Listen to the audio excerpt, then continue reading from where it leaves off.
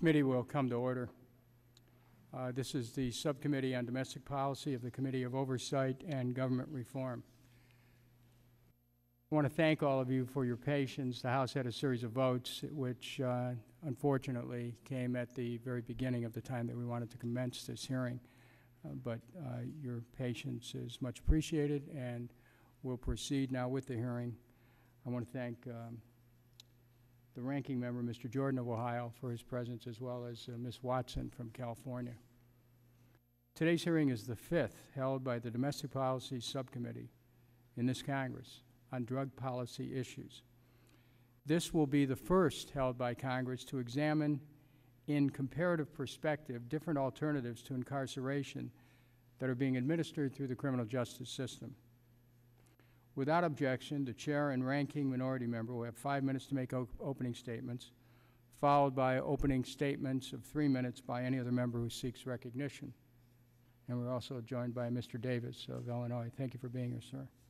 Without objection, members and witnesses may have 5 legislative days to submit a written statement or extraneous materials for the record.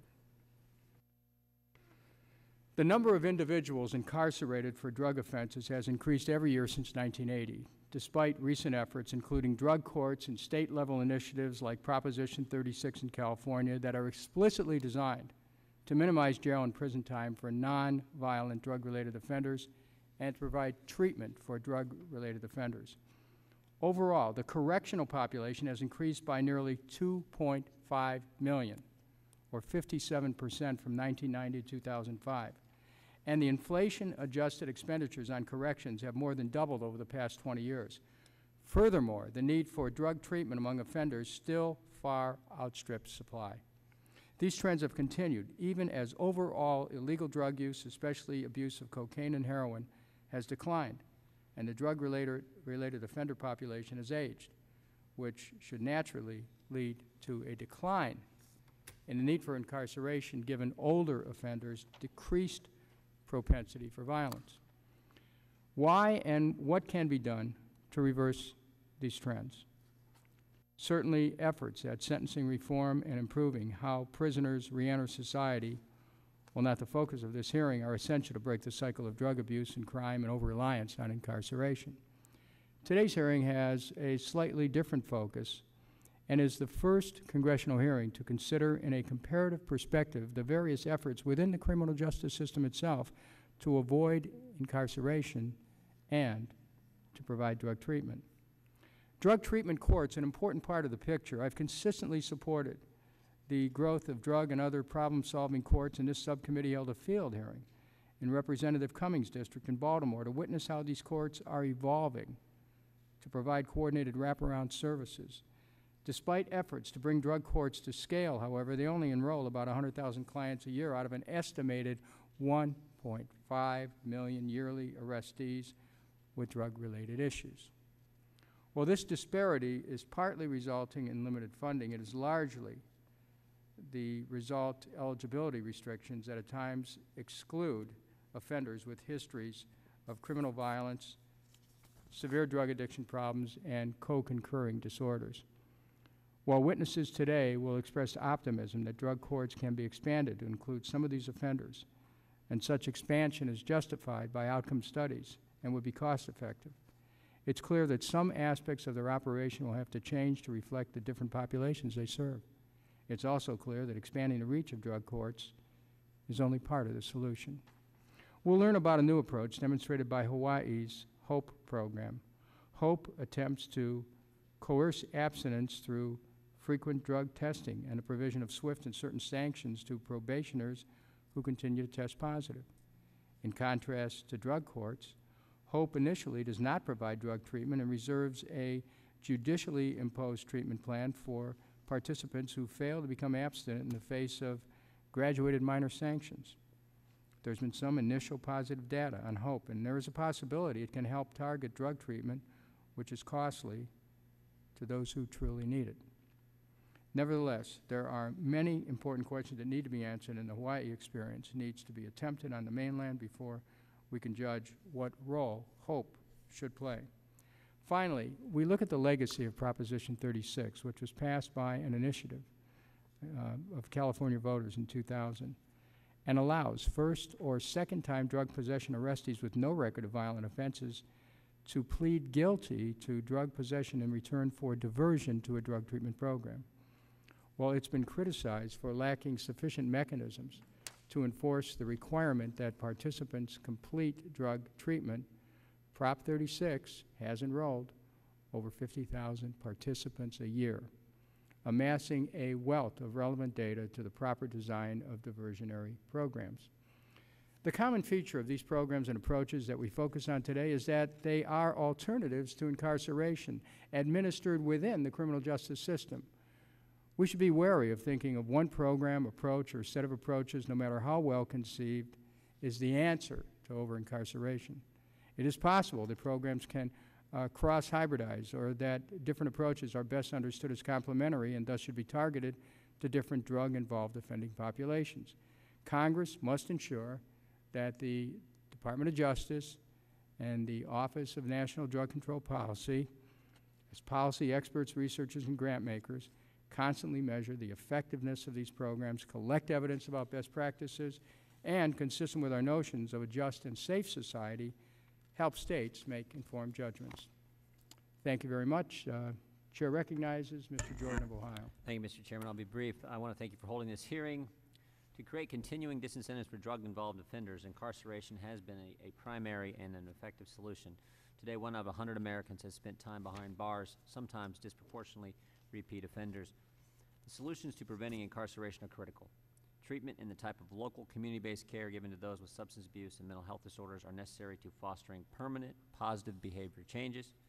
Treatment, along with training and skill development and stopping the flow of drug across the border, are the only ways to ensure we no longer have drug abusers. We must bear in mind that solutions which work for one person do not always work for another.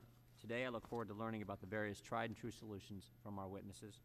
It is my opinion, I just want to emphasize this, that legalizing drugs is certainly not the solution to preventing incarcerations, is not the solution to dealing with our drug problems.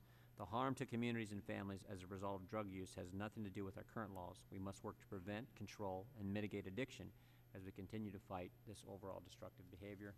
With that, I would yield back and look forward to our witnesses. I thank the gentleman. The chair recognizes Ms. Watson of California. Thank you so much, Mr. Chairman, and I want to thank you for holding this exceedingly important hearing on the front-end alternatives to incarceration for drug-involved offenders and abusers of illegal drugs. This hearing occurs at an opportune moment. Each year, our prison population grows, creating a heavy human cost for our communities and an increasingly large burden on the already strained budgets of our states. In California at this time, we have a proposition on the ballot that attempts to legalize marijuana, which I am very opposed to. But they're looking for a way to receive more revenues, and they think they can do it this way. It does nothing to resolve the problem of the addictive use. So as we analyze the nation's approach to reducing the availability and abuse of drugs, it's important to emphasize both the individual and group cost of addiction.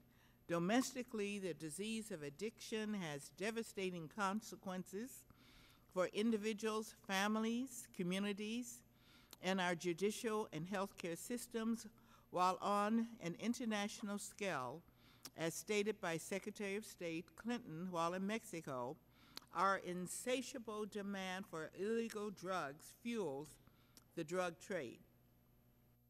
It is imperative that we define and demolish the barriers to treatment for the millions of Americans struggling to regain themselves from the depths of addiction. By providing treatment and incentives to get clean, we can begin to reduce the rates of incarceration and recidivism for those who are abusing or addicted to drugs.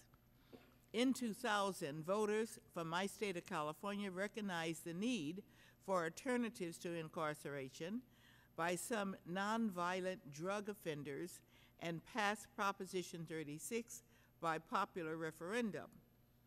While there are clear limitations to this program, I'm eager to hear from today's witnesses about Proposition 36 and other non-conventional methods of reducing incarceration levels while making our communities stronger and safer. I would like to thank all the witnesses today for their testimony, and you, Mr. Chairman, for your leadership and your dedication to this issue, and I yield back the remainder of my time. I thank the gentlelady, and the chair recognizes Mr. Davis of Illinois.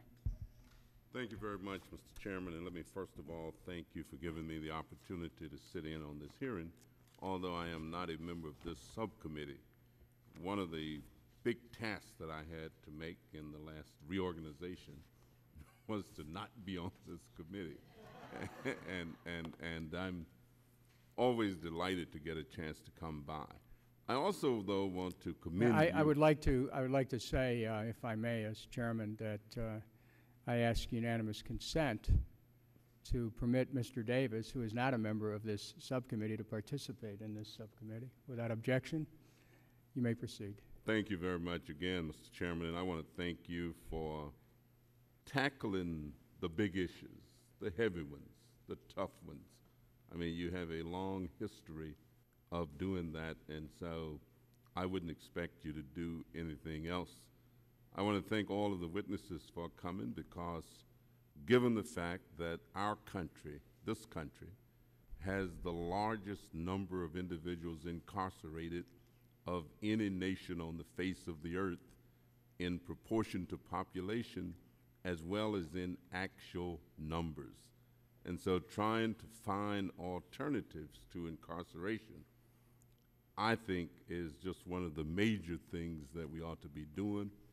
I appreciate all of the witnesses who are here, especially one, Melody Heaps, with whom I've worked for any number of years and consider to be one of the foremost authorities on alternatives to incarceration in the nation in relationship to how you handle the drug treatment problem, the issues related to drugs, and especially individuals who are also incarcerated, have been incarcerated, might become incarcerated, and also make use of drugs as a part of their lifestyle.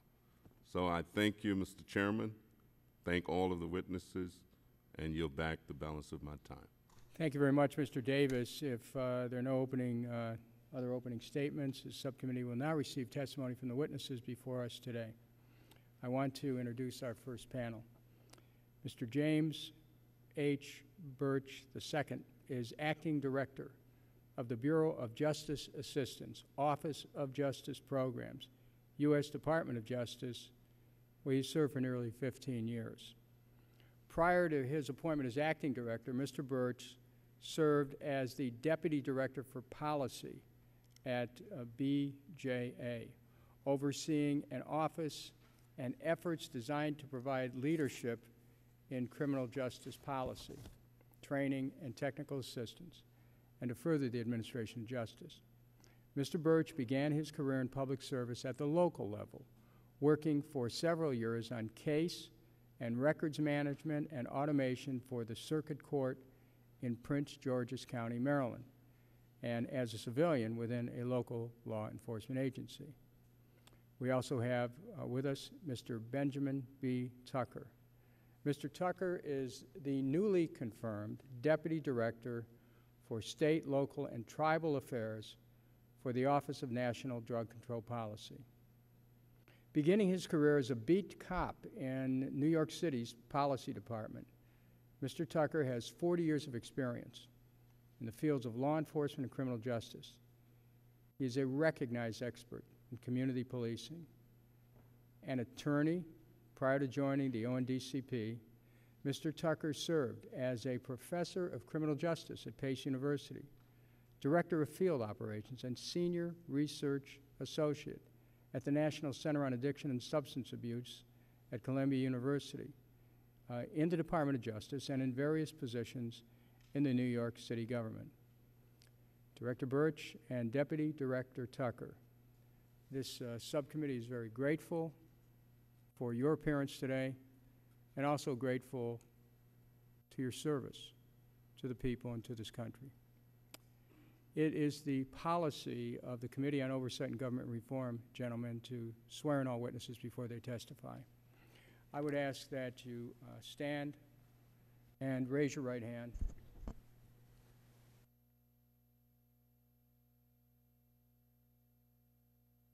Do you solemnly swear to tell the truth, the whole truth, and nothing but the truth? Let the record reflect that both of the witnesses have answered in the affirmative. I have to say that in the 14 years I've been in Congress, I don't think I've ever had anyone say I don't.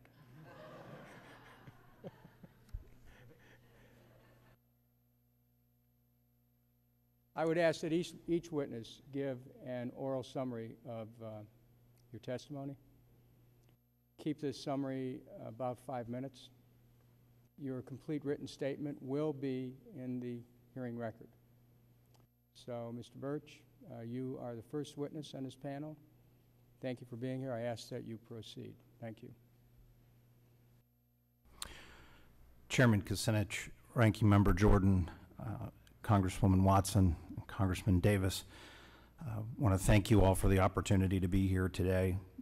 Today I hope to discuss alternatives to incarceration in the state, local, and tribal criminal justice systems and the Department's commitment to supporting smarter approaches to preventing and reducing crime. It's well known that crowded jails and prisons, as you've talked about here today, and high recidivism continue to seriously strain state and county budgets. In response, the Office of Justice Programs at the Department of Justice and its Bureau of Justice Assistance has shifted its focus to more strategic, more effective, and sustainable approaches to addressing crime that recognizes the critical role of evidence-based strategies and sentencing alternatives. We believe that we have a responsibility to be not only tough on crime, but more importantly, to be smart on crime. This means supporting programs that are backed by evidence of effectiveness, not simply ideology. The Bureau of Justice Assistance believes that pretrial justice strategies, for example, can play a major role in reducing recidivism and corrections costs.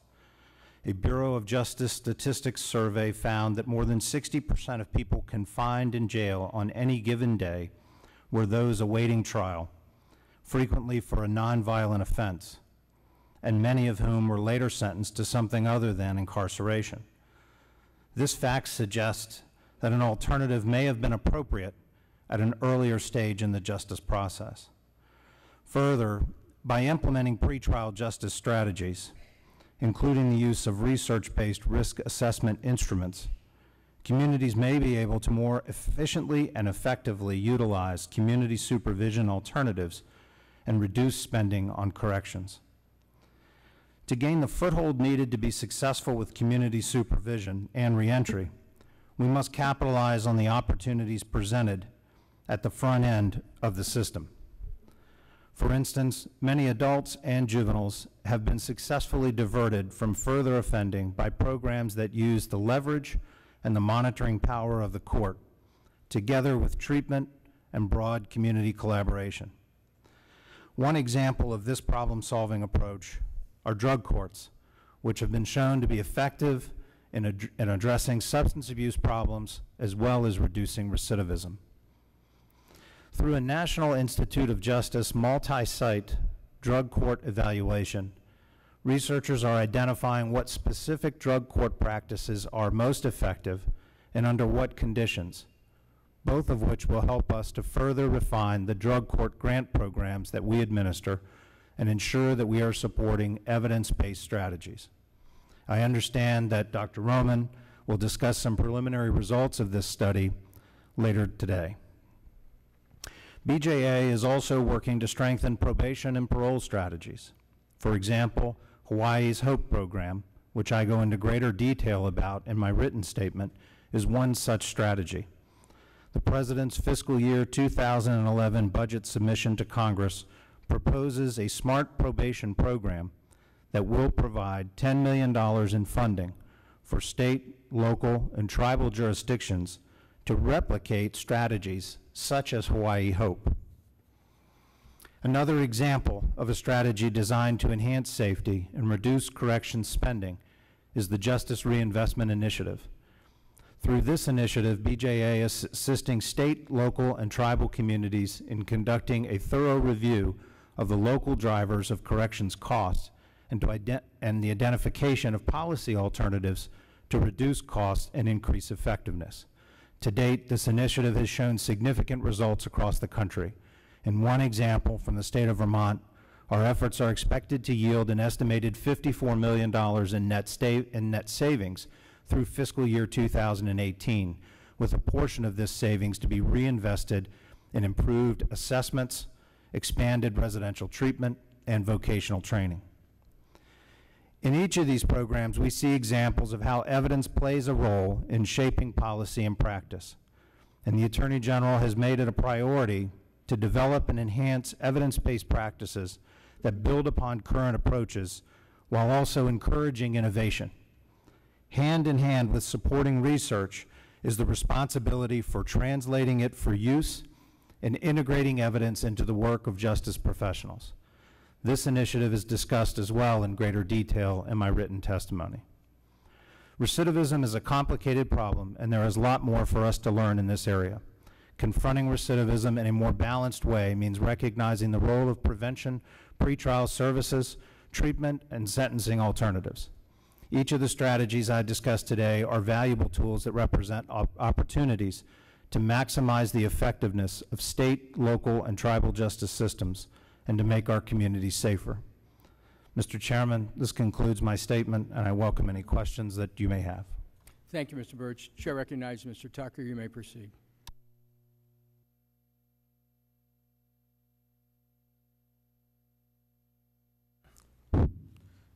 Chairman Kucinich, Ranking Member Jordan, distinguished members of the subcommittee. Thank you for the opportunity to appear before you today to discuss alternatives to incarceration. Having walked the beat as a New York City police officer and working in criminal justice for more than 35 years, I understand that in order to break the cycle of drug use, crime, and incarceration, it is important to identify and foster effective alternatives to incarceration. The Obama administration's 2010 National Drug Control Strategy also reflects this premise, as it places an unprecedented focus on the importance of such innovations in the criminal justice system and recognizes that prevention, treatment, recovery support, and enforcement are all essential components of an effective approach to addressing drug use and its consequences. Due to the desire to reduce recidivism, the high cost of incarceration, budgetary constraints, and the recognition that incarceration is not always the most effective solution for those with substance use disorders, all levels of government are exploring new approaches and expanding proven efforts. When discussing alternatives to incarceration, it is important to recognize specific front-end alternatives such as prevention, early intervention, and treatment, all of which keep individuals from ever entering the criminal justice system.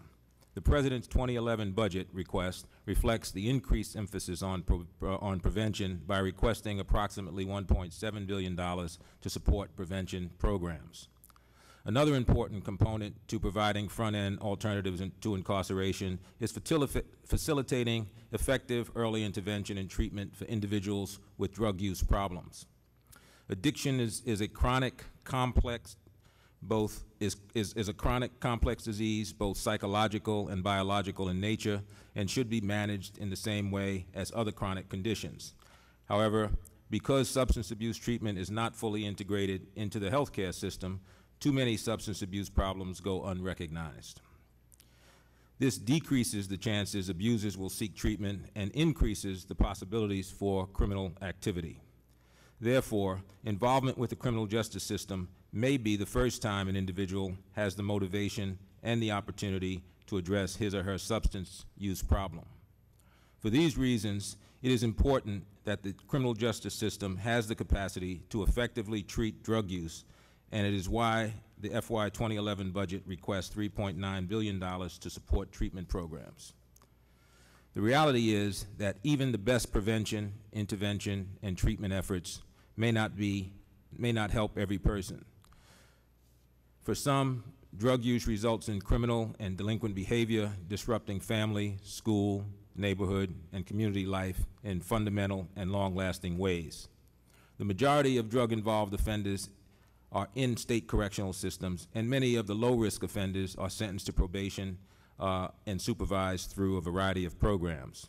The type of program selected for the offender will depend on his or her particular set of circumstances. The range of programs include specialty courts, community supervision, residential treatment programs, testing and sanctions programs, drug market interventions, and programs that use monitoring devices. ONDCP is shepherding policies that will transform systems and foster partnerships, bringing together a wide range of services that will help people in recovery build and maintain a substance-free lifestyle, while also reducing recidivism.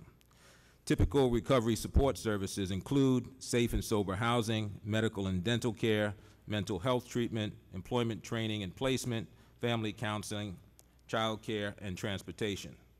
The federal government's role in these efforts is to provide guidance by highlighting model programs, ensuring federal assistance promotes effective long-term approaches, and requiring evaluations to determine program effectiveness. As reflected in the National Drug Control Strategy, combining effective and fair enforcement with robust prevention and treatment efforts will enable us to be successful in addressing drug use and its consequences. I look forward to working with the subcommittee to address these challenging and important issues. Once again, thank you very much for the opportunity to testify and for the support of the subcommittee on these vital matters.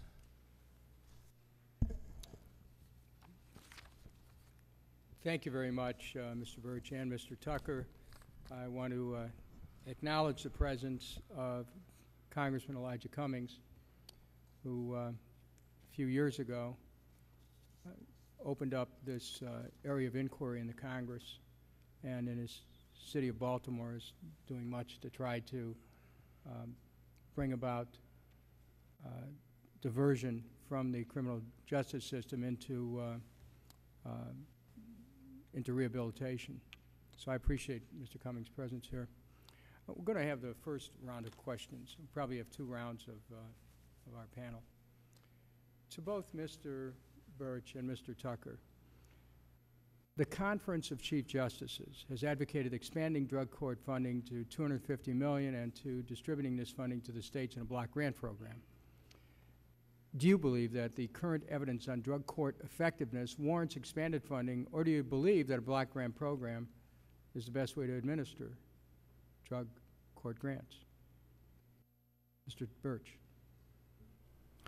Thank you, Mr. Chairman. I appreciate the opportunity to address that question, and we've certainly met often with the Conference of Chief Justices and appreciate their support for the expansion of the drug court program.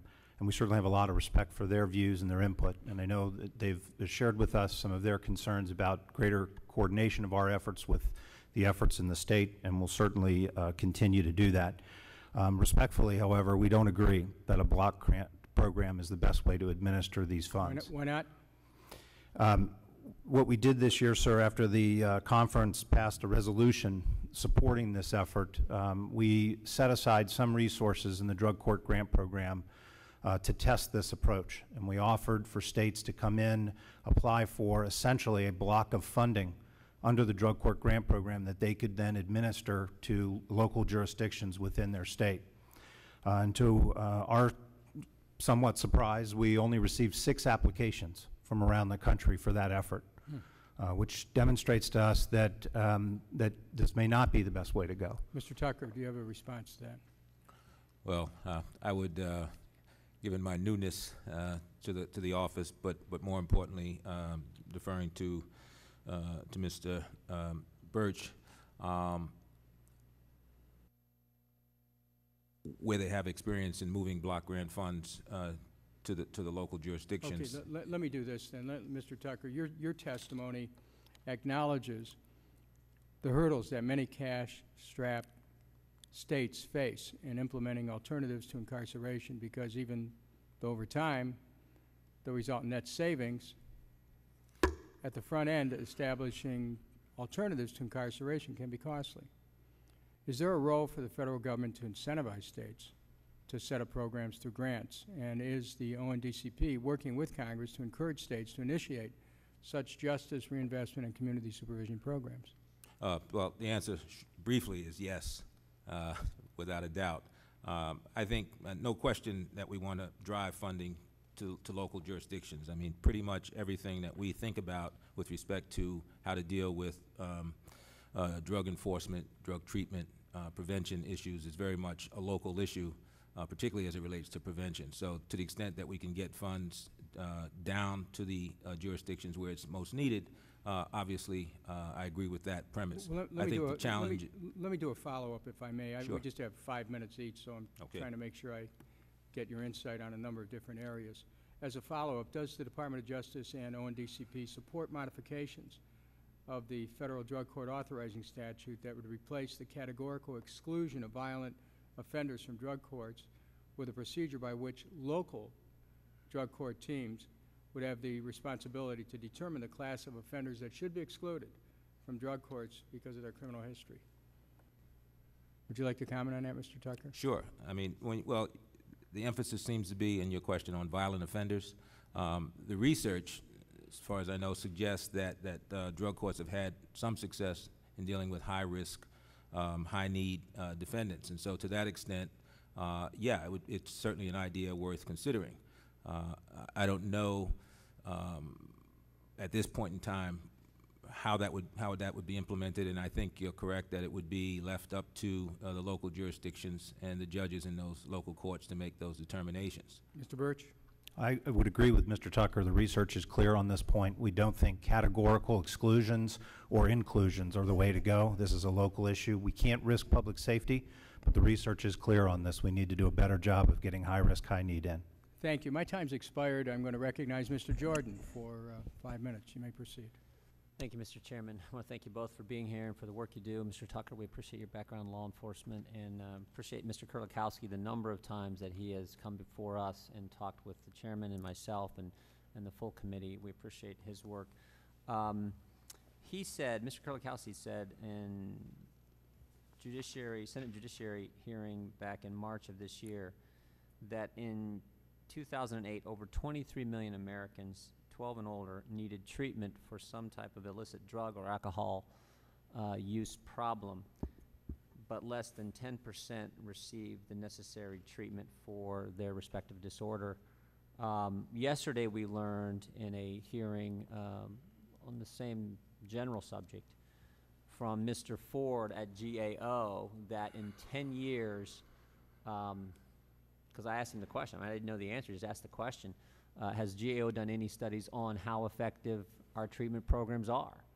So, I mean, if you kind of cut to the chase, only 10% of the folks who have a problem are getting some kind of treatment, and we have no idea how effective the treatment is that that small percentage are actually receiving.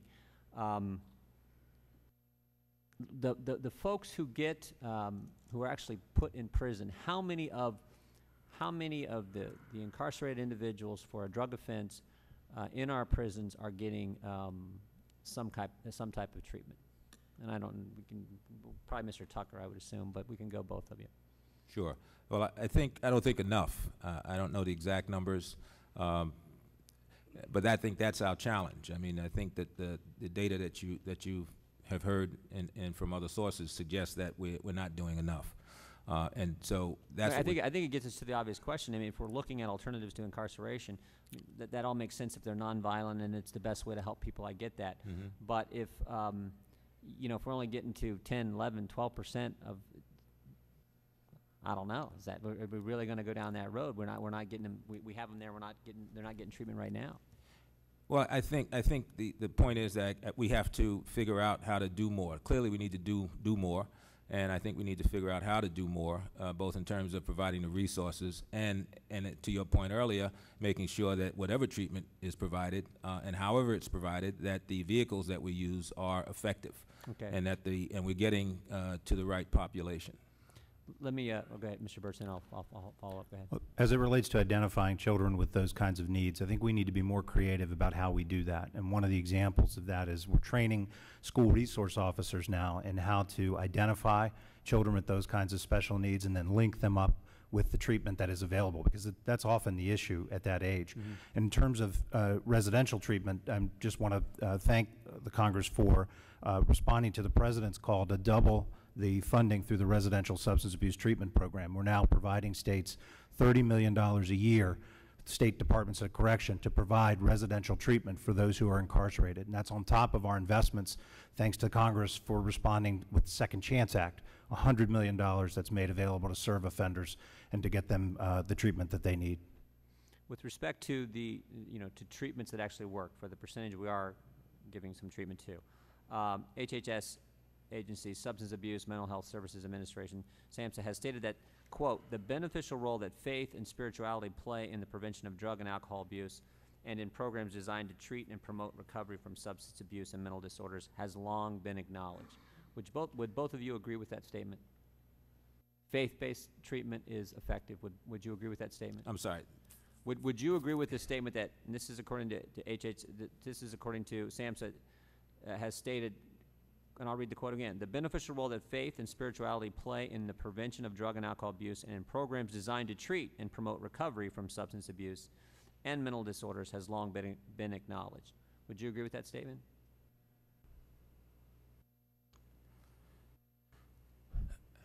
Actually, I'm not sure I understand the statement, but I'll make it simple. Do you believe that that faith-based treatment programs, do you think they're effective in helping people deal with their drug and alcohol problem?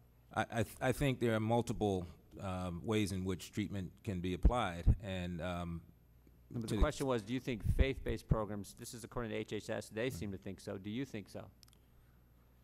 Well, I think if they've tested it and they've had some success, I mean, I think treatment is delivered in a number of different modes in different places around the country, and if faith-based, if the organization happens to be a faith-based organization and their treatment modality is effective, then I would say yes, I agree with the statement. But I think that there are multiple ways in which treatment takes place. Mr. Birch? I'm not familiar with the research specifically, but I think that the President and others have said that there is clearly a role for faith-based organizations and community-based organizations for those who want it in this recovery. And so we support that, and we've worked with that for a while. Okay. Mr. Chairman, I have a follow-up on that. Chair recognizes Ms. Watson.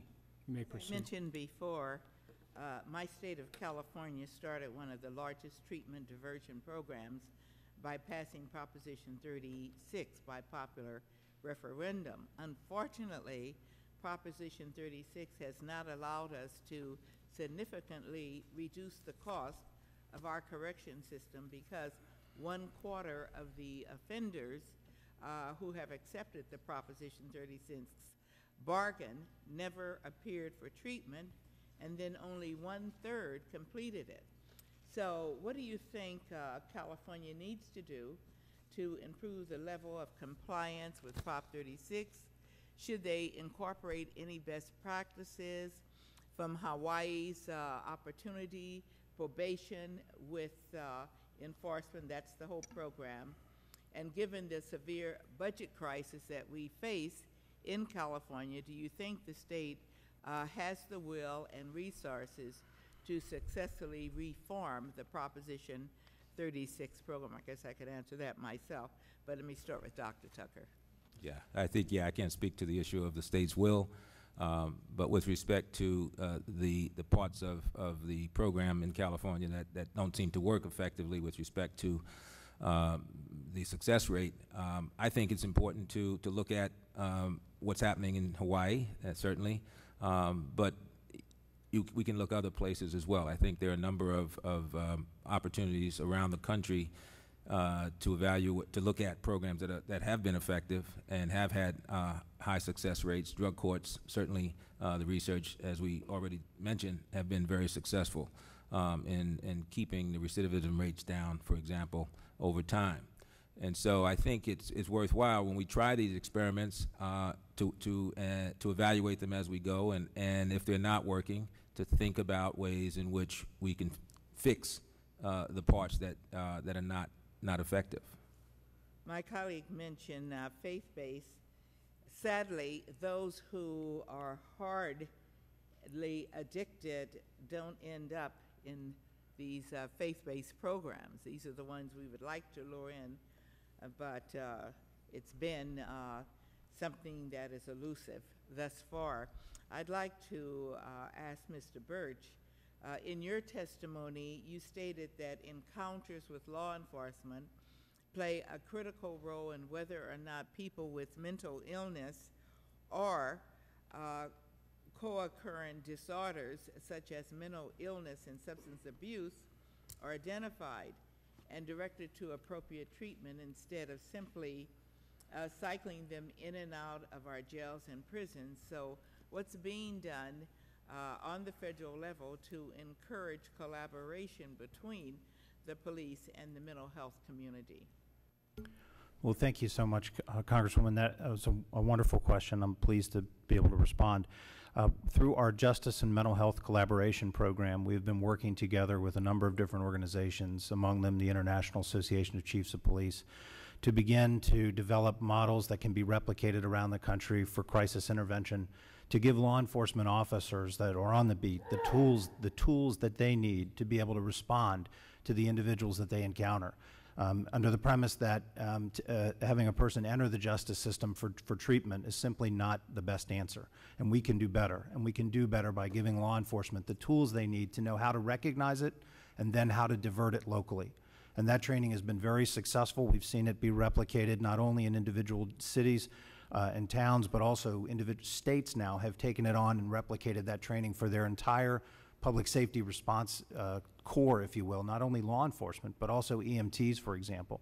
And Georgia is one example of where that's happening. So there's great news to report in that. We're making a lot of progress. Well, maybe we need to improve the level of understanding of these particular treatments that seem to be effective, and we've got to some way get that knowledge out there. I'd like to go back, I'd like to go on Mr. Birch. You also stated that the Bureau of Justice Assistance is directing $57 million in funding for problem-solving courts in fiscal year 10 and has requested the same amount for fiscal year 11. And compared to traditional criminal justice proceedings, the costs are on average $1,392 lower for drug court participants and can give to a savings of as much as $12,218 if recidivism, victimization, and other long-term social or societal costs are factored in as well. Given the savings that these alternative courts offer and their potential positive impact on individuals, families, and communities, it is critical that they are consistently available alternatives to incarceration for those who could benefit. So are you confident that the $57 million is enough to provide comprehensive access to problem-solving courts for all who could benefit from them? And when you developed the request for $57 million for FY11, did you take into account the increasing budget constraints of our states and local communities? Thank you, Congresswoman. Yes, we are taking into account the economic situation that exists in the states and local jurisdictions in everything that we do. In developing the budget proposals that have been sent forward, obviously the economic conditions and situation that we're in is something that we have to take into consideration. But we also look at the numbers of applications that we're receiving from local jurisdictions to replicate these programs. And in the last couple of years, we've been able to fund almost every responsive application that has come to us for drug courts or other kinds of problem-solving court programs. That does not mean that we could not use additional resources if appropriated to provide to additional communities. But it does indicate to us that we are providing the responsiveness that we need to provide on this, and that we need to continue to work with communities to address these categorical exclusions that are addressing the people that are able to get in to these alternatives. That seems to be a big issue as it relates to capacity. Thank you, and thank you for the extra time, Mr. Chairman. Gentlelady's welcome. The chair recognizes Mr. Cummings. Thank you very much, Mr. Chairman.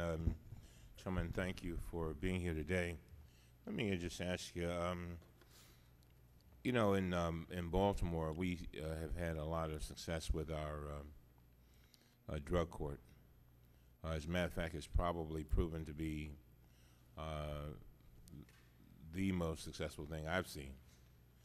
And I have a theory on it. And first of all, I guess it's because the judge has a hatchet over the head of these folks, and they know that if they mess up, they're going to suffer the consequences. And I think the other piece is that it's comprehensive, helping them find jobs, get drug treatment, the whole bit. And there's certain elements that seem to be of certain significance as alternatives to incarceration. That is so that the person, the defendant, most benefits, not just society, but the person benefits. And what elements would you say seem to yield the, you know, that you've noticed that programs have that seem to yield the greatest benefit to the defendant? Both of you look like you lost. What's wrong? No, I was. Actually, I started wondering about myself. I thought maybe I was in the wrong hearing or something. Let me take a respond to that. Okay.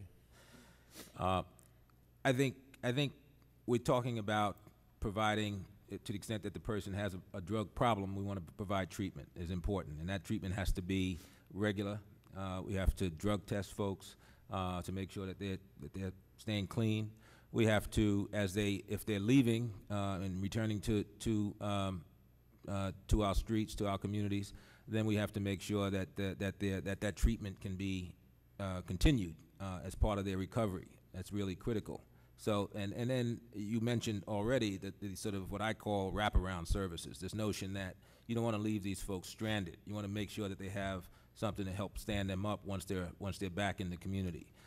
And those types of services have to do with jobs. They have to do, if we're talking about juveniles, it has to do with making sure that they can cycle back into school to the extent that they're not ready to, you know, that they haven't graduated.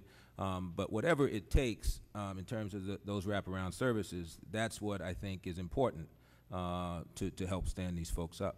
And that's why I think drug courts who provide those kinds of services and recognize that they have a link to service providers that can support these individuals once they're back in the community really is an effective way in which to proceed. I'm going to get to you in a minute, Mr. Birch, but I just want to throw this out.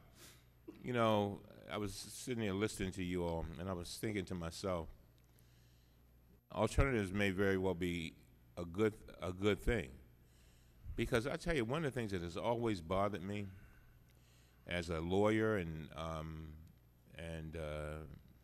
just as a citizen is how somebody can go into prison and come out worse off than when they went in.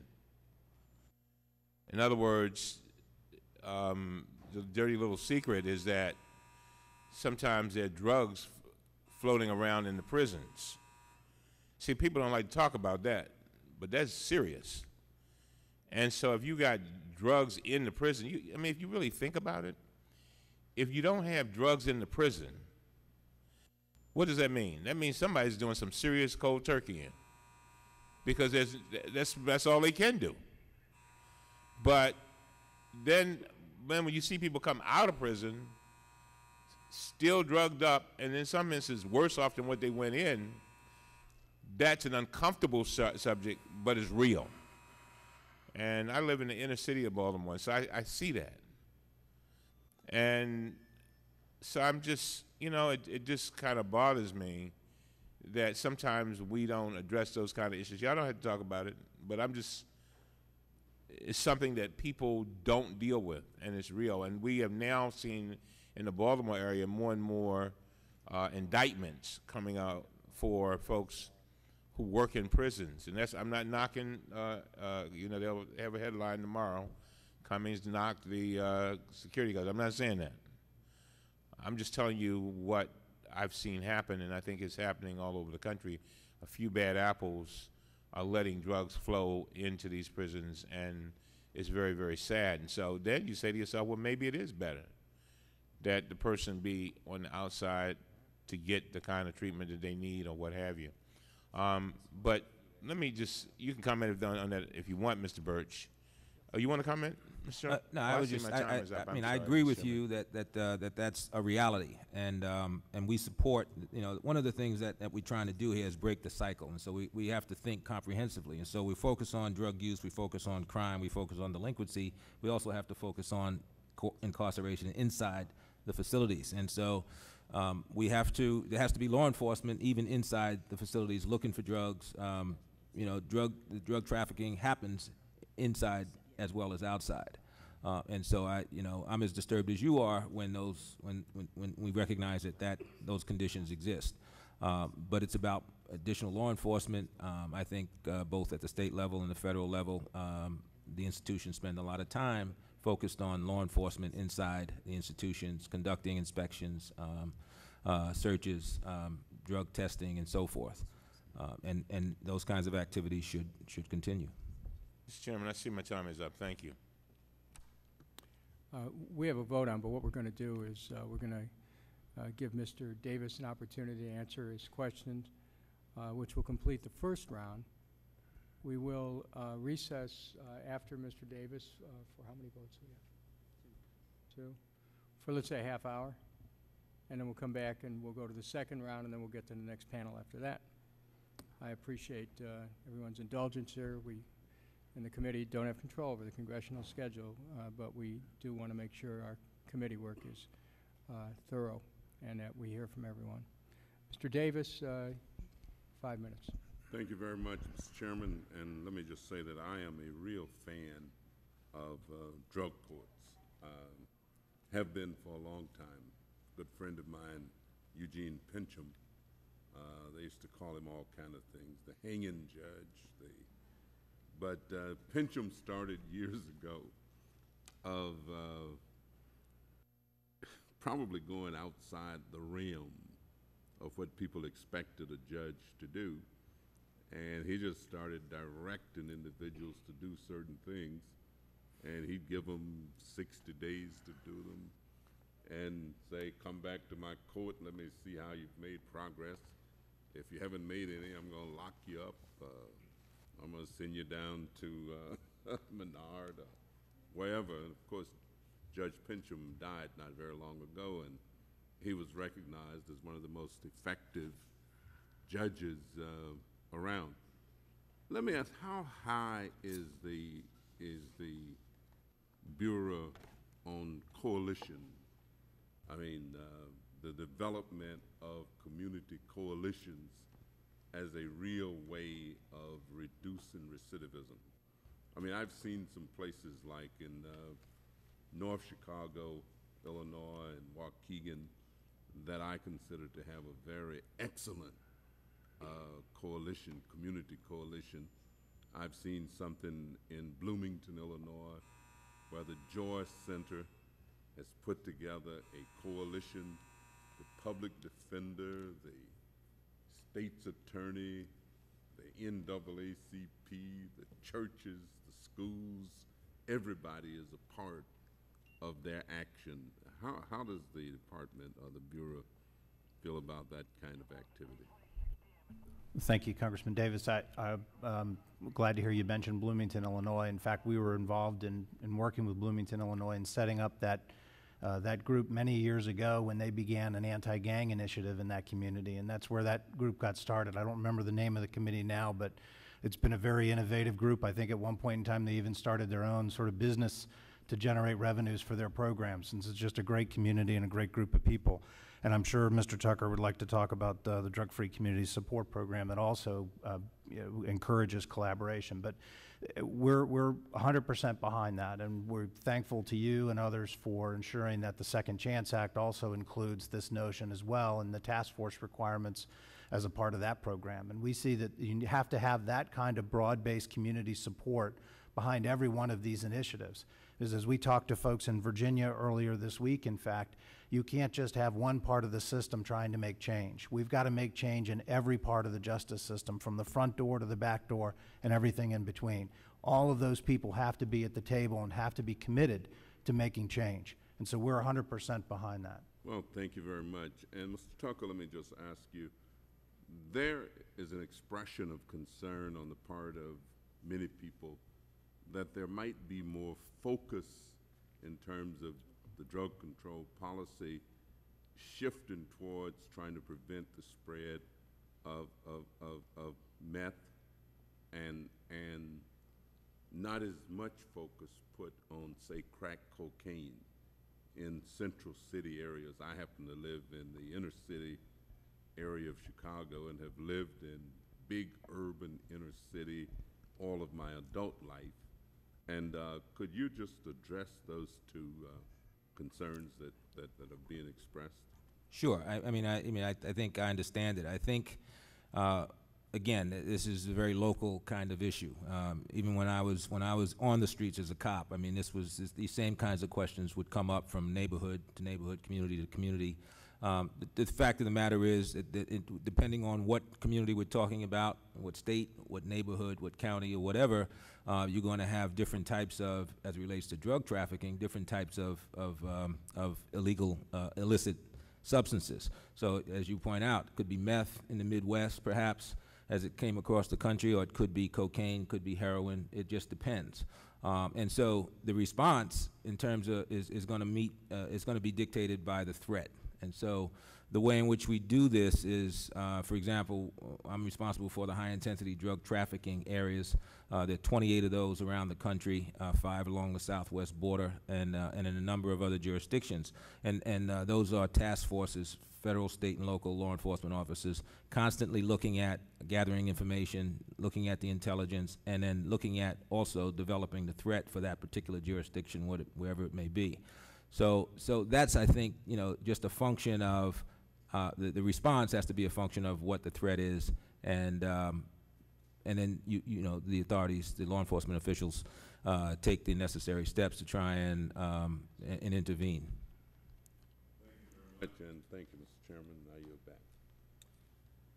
I thank Mr. Davis. Committee members, we'll be back here at approximately 4 o'clock to resume the second round of questions. The committee stands in recess until 4. Thank you.